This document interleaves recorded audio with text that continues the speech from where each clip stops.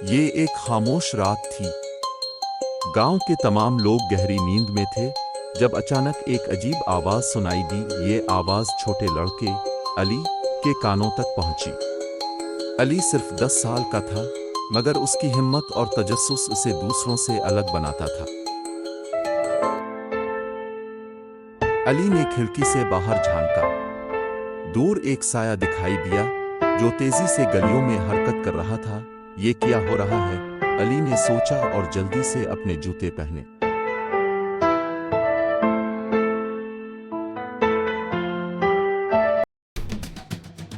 अली ने छपकर इस साए का पीछा करना शुरू किया।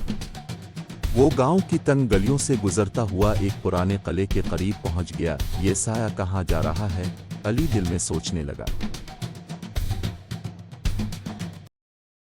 किला बहुत पुराना और खस्ता हाल था। दरवाजे की चिड़चिड़ाहट ने अली को खौफजदा किया, मगर वो बहादुर था।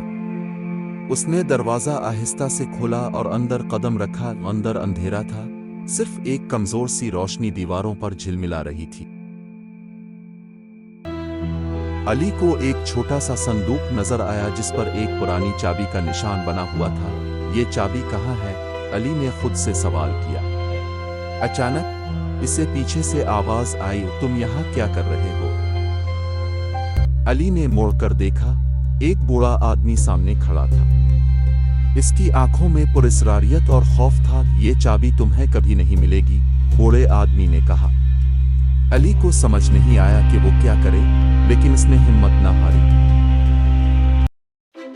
अली ने अपनी समझदारी से एक चाल चली।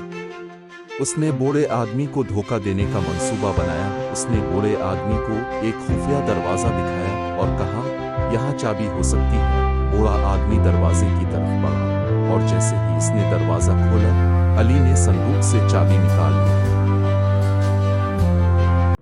अली वापस गांव पहुंचा और लोगों को खोई हुई चाबी वापस कर दी। ये चाबी गांव के खजाने की थी जो बूढ़ा आदमी चुराना चाहता था। अली की बहादुरी और होशियारी ने गांव वालों को बचा लिया।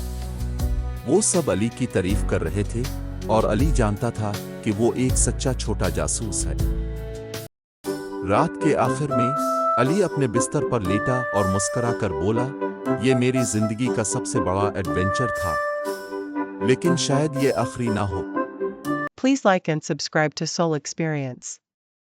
Thank you.